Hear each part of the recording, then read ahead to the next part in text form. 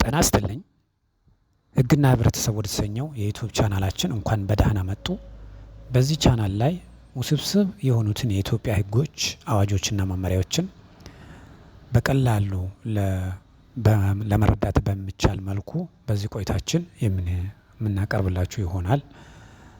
ዛሬ የምናቀርብላችሁ በአዋጅ ቁጥር 1156 ህዝባር 2011 የአሰሪና ሰራተኛ አዋጅን በተመለከተ በተለይም ደግሞ በአንቀጽ 36 እና ቀጥሎ ባሉት አንቀጾች ላይ የተመለከቱትን የስራ ውል ሲቋረጥ ደሞዝና ከደሞዝ ጋር የተያዙ ክፍያዎች በተመለከተ በምን ያህል ጊዜ መከፈል እንዳለባቸውና ክርክር ስለተነሱ ክፍያዎች ክፍያን ማዘግየት ስለሚያስከትሉ ቅጣቶችን በተመለከተ ይሆናል ማለት ነው።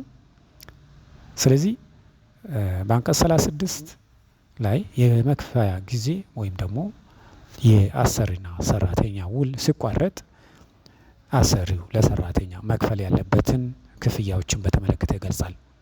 ስለዚህ የስራ ውል ሲቋረጥ የሰራተኛው ደሞዝና ከውሉ መቋረጥ ጋር የተያያዙ ክፍያዎች ሁሉ በ7 የስራ ቀናት ውስጥ መከፈል እንዳለበት ይገልጻል ማለት ነው። በዚሁ አንቀጽ እንደምንረዳው አንድ የስራ ውል ሲቋረጥ አሰሪው ማንኛውም አይነት ሊከፈል የሚገባውን ክፍያ በተመለከተ ለሰራተኛው መክፈል ያለበት በ7 የስራ ቀናት ውስጥ መሆን አለበት ማለት ነው። ስለዚህ ይሄንን አሰሪዎች ለሰራተኞቻቸው የስራ ውል ሲቋረጥ የ7 ቀንን ማለትም የስራ ቀናትን ማለት ነው ታሳቢ ማድረግ አለባቸው ማለት ነው። ስለዚህ የክፍያው ጊዜ ሊራዘም የሚችለው ግን ልዩ ሁኔታ ሲኖር ሰራተኛው ከአሰሪው የተረከበውን ንብረት በማስረከብ ወይም የሚፈልግበትን ማናቸውም ሂሳብ በማወራረድ ረገድ በራሱ ጥፋት ያዘገየ እንደሆነ ብቻ ነው ብሎ ያስቀምጠዋል ማለት ነው። ስለዚህ አሰሪው የስራ ውል በሚቋረጥበት ጊዜ ከ7 የስራ ቀናት ውስጥ የስራ ቀናት በላይ ሊዘገይ የሚችለው በሰራተኛው ምክንያት ሲሆን ብቻ ነው እንጂ አሰሪው በራሱ ምክንያት ክፍያውን ሊያዘገይ የሚችልበት ሁኔታ አይኖርም ማለት ነው። በአንቀጽ 37 እንዲሁም ክርክር ስላነሳ ክፍያም በተመለከተ ይገልጻል። ሰራተኛው የጠየቀው ክፍያን አስመልክቶ አለመግባባት የተፈጠረ እንደሆነ አሰሪው በአንቀጽ 36 ማለትም በ7 የስራ ቀናት ውስጥ ተብሎ በተጠቀሰው መሰረት በተሰጠው ጊዜ ገደቡ ሰራተኛው ያመነውን ያህል መክፈል ይኖርበታል ማለት ነው። ስለዚህ እዚህ ላይ ኤክሰፕሽን ነው። ኤክሰፕሽን ማለትም ልዩ ሁኔታ ነው የሚያስቀምጠው አንቀጽ 37 ማለት ነው። ልዩ ሁኔታው ምንድነው?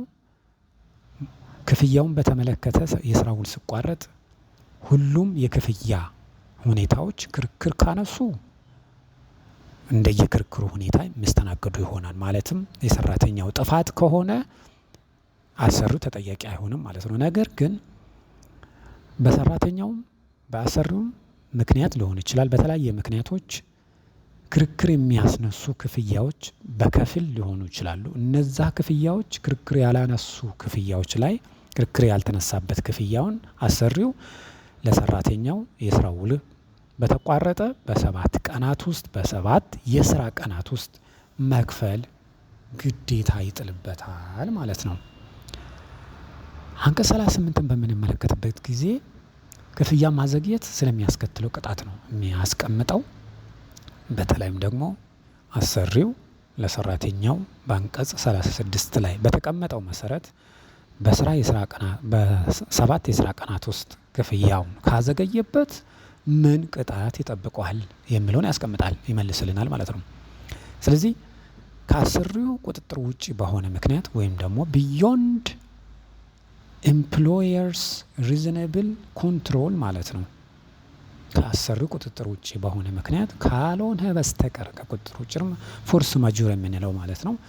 በአንቀጽ 36 በተጠቀሰው አንቀጽ 36 ቀደም ሲል እንዳልኳችሁ ስራው ተቋረጠ በ7 የስራ ቀናት ውስጥ ማለት ነው።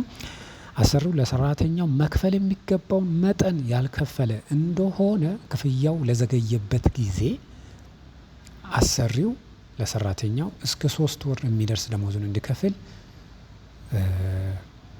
ሊገደድ ይችላል ማለት ነው። ስለዚህ አሰሪው አንቀጽ 36 ላይ የተቀመጠውን ግዴታውን ካልተወጣና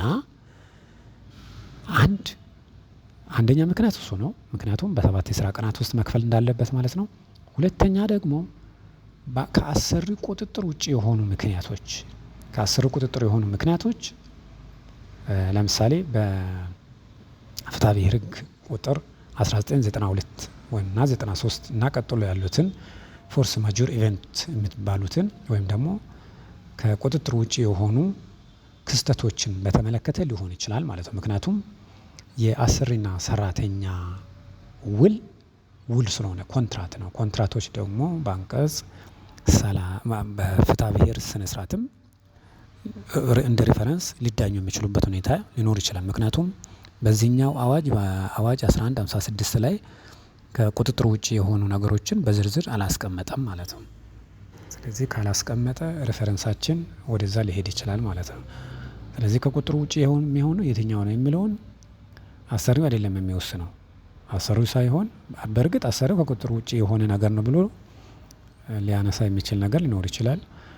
ያ ማለት ግን የመጨረሻ ውሳኔ ሊሆን አይችልም ነው። ምክንያቱም ይህ ከቁጥጥሩ ክፍያውን የማዘግየት ነገር ውሳኔ ሊያገኝ የሚችለው ስልጣን ላለው ፍርድ ቤት ወይም ደግሞ የስራ ክርክር ችሎት ሌበር ዩኒየን የሚባለው ቀርቦ ውሳኔ ሊሰጥበት የሚችልበት አግባብ ይኖራል ማለት ነው። ስለዚህ እንደ ማጠቃለያ ከላይ በዝርዝር ያየናቸውን ነገሮችን ስናጠቃልለው የስራ ውል ሲቋረጥ የአሰሪና የሰራተኛው ግዴታዎች ምን እንደሆኑ በግልጽ ያስቀምጣል ማለት ነው። የአሰሪው በ7 የስራ ቀናት ውስጥ መክፈል ነው። የሰራተኛው ደግሞ 7 የስራ ቀናቶች ውስጥ ክፍያው እንዲከፈለው የሚጠበቅበትን ወይም ደግሞ የሚጠበቅበትን ግዴታ መወጣት አለበት። በተለይም ደግሞ የተረከቡን ንብረቶችን በጊዜው በ7 ካነሱ ቀናቶች ውስጥ ክፍያውን ከፍሎ ንብረቱን መልሶ ወይም ክፍያ መመለስ ያለባቸው ነገሮችን ሁሉ ዶክመንቶች ሊሆኑ ይችላሉ፣ ማስረከብ ያለባቸው ንብረቶች ሊሆኑ ይችላሉ። ሁሉንም ነገሮች በ7 የስራ ቀናት ውስጥ ማስረከብ ግዴታ አለበት ማለት ነው። በ7 የስራ ቀናቶች ውስጥ ያላስረከበ ሰራተኛ የስራ ውል ቢቋረጥበትም የክፍያው ክፍያ ማንኛውም ሊከፈለው የሚገባ ክፍያ ካለ ከዛ በላይ ቢዘገይ ተጠያቂው ሰራተኛ ነው የሚሆነው ማለት ነው።